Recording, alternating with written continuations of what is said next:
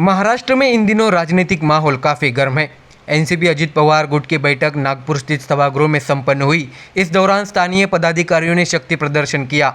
इस अवसर पर बोलते हुए एनसीपी नेता प्रफुल्ल पटेल ने सत्ता में भागीदारी की भूमिका प्रस्तुत की। उन्होंने 43 विधायकों की मिली ताकत, पार्टी की पहचान और चुनाव चिन्ह को बरकरार रहने का भरोसा दिलाते हुए कार्यकर्ताओं से अपने मन से किंतु परंतु को दूर करने की अपील की। अपने करीब 45 मिनट के भाषण में उन्होंने ये भी बताया कि कैसे पार्टी को अब तक दूसरे नंबर पर रखा गया है। क्या कहा प्रफुल्ल पटेल ने, आइए जानते हैं विस्तार में। दरअसल पटेल ने बात करते हुए कहा कि शिवसेना के पास 56 और हमारे पास 54 विधायक थे।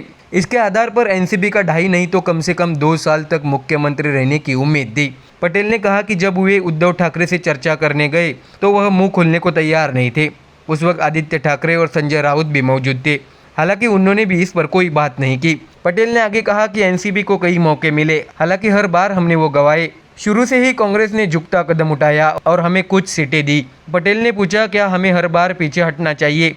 क्या हमें पहले आने की उम्मीद नहीं करनी चाहिए? हमें बीजेपी से पूरा न्याय मिलेगा और हम अब से अपनी पार्टी को मजबूत करेंगे। आपको बता दें कि पटेल ने जोर देते हुए कहा कि इस बात की चिंता मत कीजिए कि आपको पार्टी का नाम या चुनाव चिन्ह मिलेगा या नहीं। 43 विधायक हमारे साथ है और भी आएंगे। अधिकांश कार्यकर्ता भी हमारे साथ है, इसलिए चुनाव आयोग सही फैसला लेगा। क्या कटोल नरखेड़ के अन्य लोगों को पहले सीटें मिलती थी? पटेल ने कहा, पार्टी ने कई नेताओं को ताकत दी, लेकिन यह त्रासदी है कि उन्होंने दूसरों को मौका ही नहीं दिया और दूसरी फोर्स नहीं बनाई। सीट समझौते में आधी सीटों की मांग की जानी चाहिए। खाद्य एवं संसदीय प्रशासन मंत्री धर्मराव बाबा आत्राम ने गढ़चिरौली लोकसभा क्षेत्र से चुनाव लड़ने की इच्छा व्यक्त करते हुए कहा कि उनकी सीटें बढ़ी।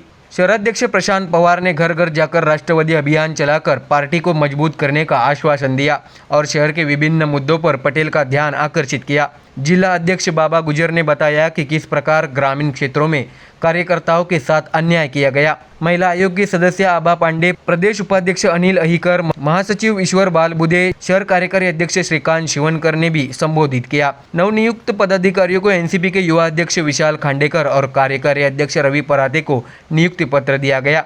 दरअसल आपको बता दें कि प्रफुल्ल पटेल ने विपक्ष पर निशाना साधते हुए कहा कि जो लोग एक साधारण लोगों तय करने पर आम सहमति नहीं बना सकते, एक संयोजक तय नहीं कर सकते, उसके लिए 13 लोगों की एक समिति बनानी पड़ती है। जहां संभव हो हमें एक उम्मीदवार खड़ा करना होगा। ऐसी संभव असंभव की भाषा बोलनी पड़ती है। उस इंडिया गठबंधन में कैसी एकता होगी, वो मिलकर कैसे लड़ेंगे? ऐसा जोरदार हमला एनसीपी अजित पवार गुट के कार्यकारी अध्यक्ष और सांसद प्रफुल्ल पटेल ने किया।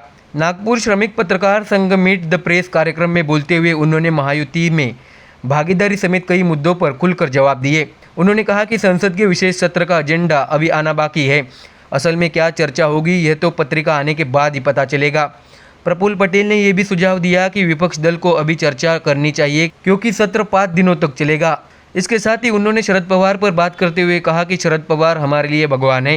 प्रफुल्ल पटेल ने यह कहकर सवालों को टाल दिया कि ये पहले ही तय हो चुका है कि हम उनके बारे में कोई बात नहीं करेंगे।